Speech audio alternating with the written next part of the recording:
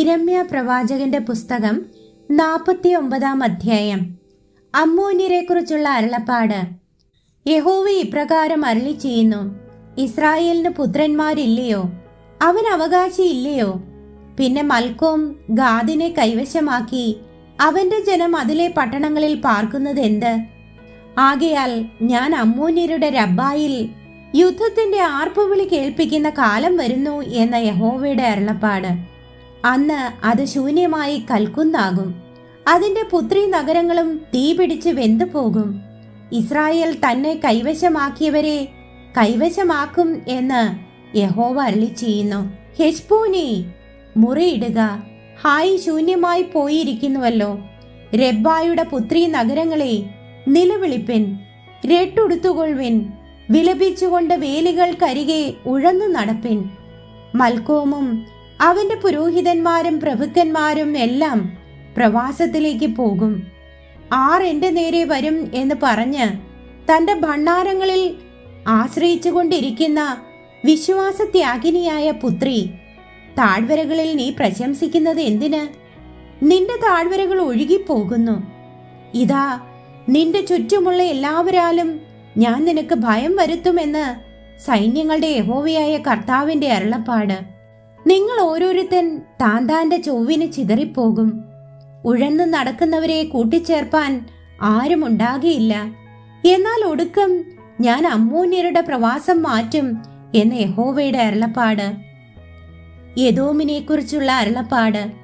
സൈന്യങ്ങളുടെ യഹോവ ഇപ്രകാരം അരുളി ചെയ്യുന്നു: തേമാനിൽ ഇനി ജ്ഞാനമില്ലയോ? ആലോചന വിവേകികളെ വിട്ട് നശിച്ചു പോയോ? അവരുടെ ജ്ഞാനം ക്ഷയിച്ചു പോയോ? ദെദാൻ നിവാസികളെ, ഓടിപ്പോകുവിൻ, പിന്തിരിഞ്ഞ് കുഴികളിൽ പാർത്തുകൊള്ളുവിൻ. ഞാൻ ഏശാവിന്റെ ആപത്ത് അവന്റെ ദർശനകാലം തന്നെ അവന് വരുത്തും. മുന്തിരിപ്പഴം പറിക്കുന്നവർ നിന്റെ അടുക്കൽ വന്നാൽ കാലാ പറിപ്പാൻ ചിലത് ശേഷിപ്പിക്കുകയില്ലയോ? രാത്രിയിൽ കള്ളന്മാർ വന്നാൽ തങ്ങൾക്ക് മതിയാകുവോളം മാത്രമല്ലോ നശിപ്പിക്കുന്നത്. എന്നാൽ ഏശാവിനെ ഞാൻ നഗ്നമാക്കി അവന്റെ ഗൂഢസ്ഥലങ്ങളെ അനാവൃതമാക്കിയിരിക്കുന്നു. അവൻ ഒളിച്ചുകൊള്ളുവാൻ കഴിയുകയില്ല.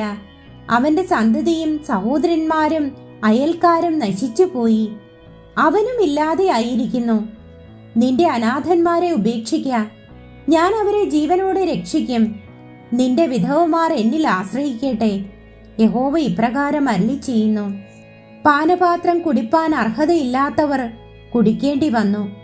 പിന്നെ നിനക്ക് ശിക്ഷ വരാതെ പോകുമോ? നിനക്ക് ശിക്ഷ വരാതെ പോകുകയില്ല. നീയും കുടിക്കേണ്ടി വരും. ബൊസ്ര സ്തംഭനവും നിന്ദയും ശൂന്യവും ശാപവുമായി ഭവിക്കും.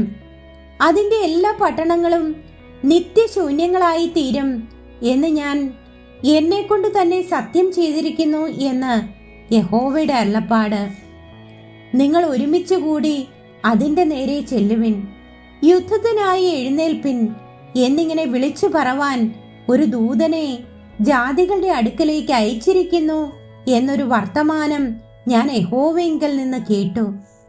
ഞാൻ നിന്നെ ജാതികളുടെ ഇടയിൽ ചെറിയവനും മനുഷ്യരുടെ ഇടയിൽ നിന്ദിതനുമാക്കും. പാറപ്പിളർപ്പുകളിൽ പാർത്ത് കുന്നുകളുടെ മുകൾ പിടിച്ചുകൊണ്ടിരിക്കുന്നവനെ, നിന്റെ ഭയങ്കരത്വം വിചാരിച്ചാൽ നിന്റെ ഹൃദയത്തിലെ അഹങ്കാരം നിന്നെ ചതിച്ചിരിക്കുന്നു.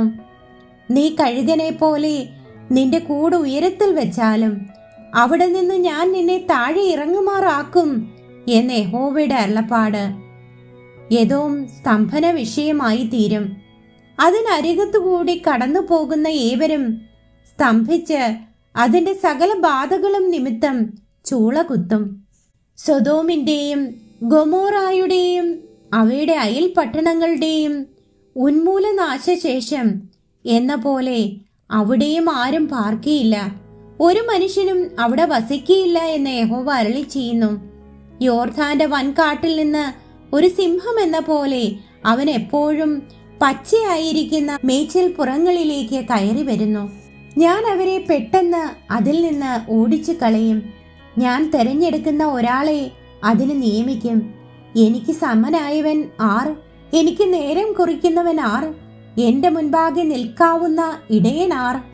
അതുകൊണ്ട് യഹോവ എദോമിനെ കുറിച്ച് ആലോചിച്ച ആലോചനയും തേമാൻ നിവാസികളെ കുറിച്ച് നിരൂപിച്ച നിരൂപണങ്ങളും കേൾപ്പിൻ. ആട്ടിൻകൂട്ടത്തിൽ ചെറിയവരെ അവർ ഇഴച്ചുകൊണ്ടു പോകും.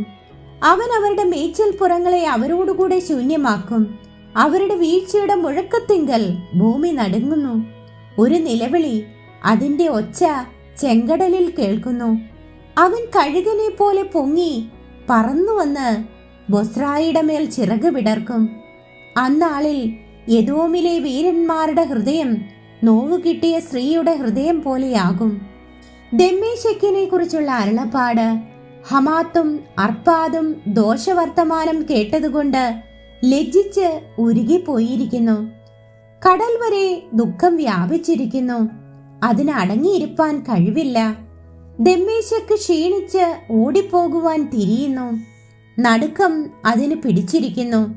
നോവു കിട്ടിയ സ്ത്രീക്കെന്ന പോലെ അതിന് അതിവ്യസനവും വേദനയും പിടിപെട്ടിരിക്കുന്നു. കീർത്തിയുള്ള പട്ടണം എന്റെ ആനന്ദപുരം ഉപേക്ഷിക്കാതിരിക്കുന്നത് എങ്ങനെ?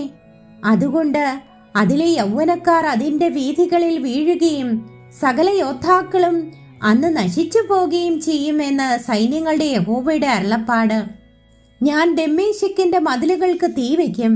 അത് ബെൻഹദദിന്റെ അരമനകളെ ദഹിപ്പിച്ചു കളയും. ബാബേൽ രാജാവായ നെബൂഖദ്നേസർ ജയിച്ചടക്കിയ കേദാരിനെയും ഹാസോർ രാജ്യങ്ങളെയും കുറിച്ചുള്ള അരുളപ്പാട്. യഹോവ ഇപ്രകാരം അരുളി ചെയ്യുന്നു: നിങ്ങൾ പുറപ്പെട്ട് കേദാരിൽ ചെന്ന് കിഴക്കരെ നശിപ്പിച്ചു കളവിൻ. അവരുടെ കൂടാരങ്ങളെയും ആട്ടിൻകൂട്ടങ്ങളെയും അവർ അപഹരിക്കും. അവരുടെ തിരശീലകളെയും സകല ഉപകരണങ്ങളെയും ഒട്ടകങ്ങളെയും അവർ കൊണ്ടുപോകും. സർവത്ര ഭീതി എന്ന് അവർ അവരോട് വിളിച്ചു പറയും. ഹാസോർ നിവാസികളെ, ഓടിപ്പോകുവിൻ, അതിദൂരത്ത് ചെന്ന് കുഴിയിൽ പാർത്തുകൊള്ളുവിൻ എന്ന് യഹോവയുടെ അരുളപ്പാട്. ബാബേൽ രാജാവായ നെബൂഖദ്നേസർ നിങ്ങളെക്കുറിച്ച് ഒരു ആലോചന ആലോചിച്ച് ഒരു നിരൂപണം നിരൂപിച്ചിരിക്കുന്നു.